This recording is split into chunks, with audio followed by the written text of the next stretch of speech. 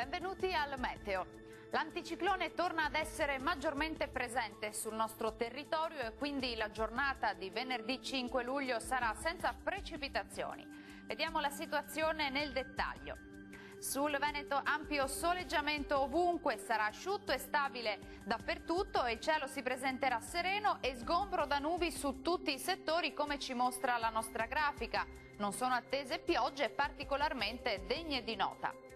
Temperature minime tra 18 e 24 gradi, massime oscillanti invece tra i 29 e i 34 gradi.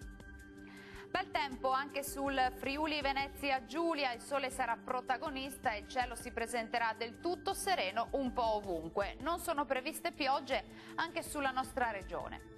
Temperature minime tra 20 e 24 gradi, massime comprese invece tra 30 e 33 gradi. Ci spostiamo infine sul Trentino Alto Adige, dove avremo condizioni di tempo stabile e asciutto. Su tutta la regione splenderà il sole, il cielo sarà sereno o al massimo con qualche nube a carattere sparso. Temperature minime tra 18 e 19 gradi, massime comprese invece tra i 34 e i 35 gradi.